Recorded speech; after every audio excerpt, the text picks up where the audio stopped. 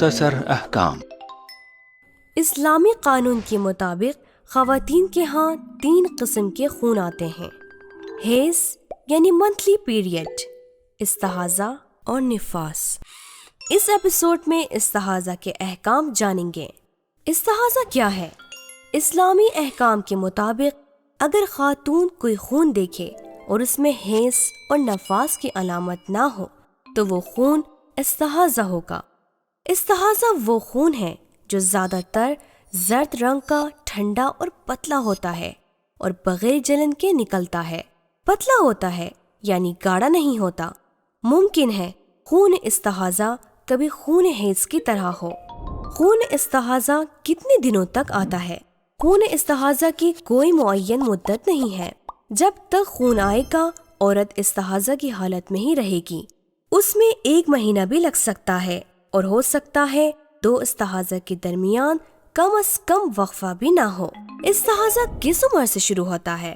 عورت کے بالغ ہونے کے پہلے سے آخر عمر تک، یعنی اگر کوئی عورت 60 سال کی عمر میں کوئی خون دیکھتی ہے تو اسے استحاضہ کے احکام پر عمل کرنا ہوگا۔ استحاضہ کی 3 قسمیں ہیں: نمبر 1 قلیلہ، نمبر 2 متوسطہ، نمبر 3 کثیرہ۔ ان میں سے ہر ایک کا الگ حکم بیان کیا گیا ہے۔ یہ معلوم کرنے کے لیے کہ استحاضہ کی کون سی قسم ہے، عورت نماز کے وقت اپنی شرمگاہ پر روئی کا ٹکڑا رکھے۔ روئی پر لگے خون سے پتہ چل جائے گا کہ یہ استحاضہ کی کون سی قسم ہے۔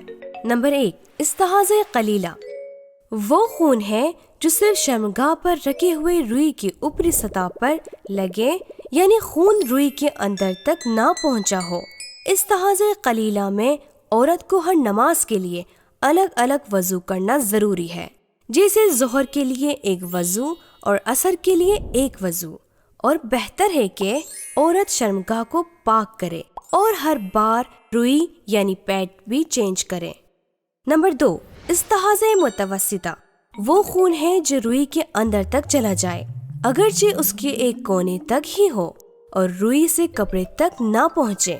استحاضہ متوسطہ میں عورت کو ہر نماز کے لیے وضو کرنا ضروری ہے، جیسے 1 وضو ظہر کے لیے اور 1 عصر کے لیے، اور ہر روز 1 غسل بھی کرنا ہے۔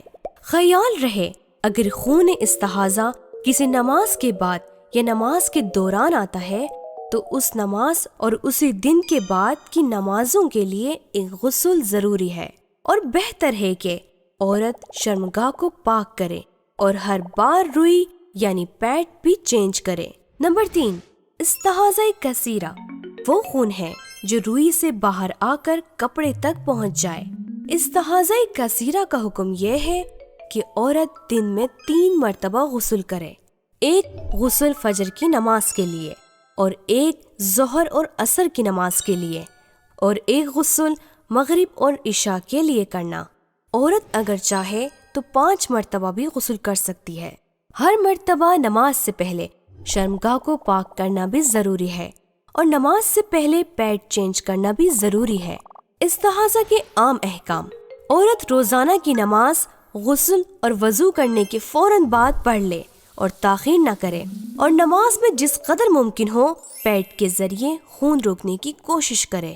اگر استحاضہ کی قسم بدل جائے اس وقت عورت کی ذمہ داری کیا ہے؟ اگر استحاضہ قلیلہ سے کثیرہ میں تبدیل ہو جائے تو عورت کی ذمہ داری بھی بدل جائے گی۔ اب وہ موجودہ حالات کے حکم پر عمل انجام دے گی۔ اگر استحاضہ کثیرہ سے متوسطہ یا قلیلہ میں تبدیل ہو جائے تو 1 نماز کے لیے وہی پہلے والے قسم کے حکم پر عمل کرے گی، اور اس کے بعد کی نماز موجودہ حالات کے اعتبار سے پڑھے گی۔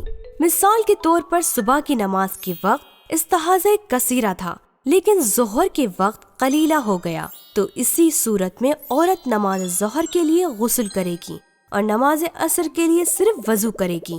سوال: استحاضہ ختم ہونے کے بعد کیا ایک اور غسل کی ضرورت ہے؟ اگر استحاضہ قلیلہ یا متوسطہ ہے تو غسل کی ضرورت نہیں ہے، لیکن اگر استحاضہ کثیرہ ہے تو استحاضہ کے ختم ہونے کے بعد واجب نماز کے لیے عورت پر غسل واجب ہے۔ نوٹ: جس عورت نے اپنی بچہ دانی یعنی رحم نکلوا دی ہو تو وہ جو خون بھی دیکھے گی وہ استحاضہ ہوگا، حیض نہیں۔ کیونکہ اس کے رحم نہیں ہے۔ استحاضہ کی حالت میں عورت پر وہ پابندیاں نہیں ہوتی جو حیض کی حالت میں ہوتی ہے۔ مثال کے طور پر عورت روزہ رکھ سکتی ہے، مباشرات کر سکتی ہے، مسجد میں جا سکتی ہے، خدا نخواستہ حالت استحاضہ میں طلاق بھی ہو سکتا ہے۔ بعض مراجع کے مطابق مستحاضہ عورت روزانہ کی غسل اور وضو کے بعد ہی مسجد میں جا سکتی ہے یا مباشرت کر سکتی ہے۔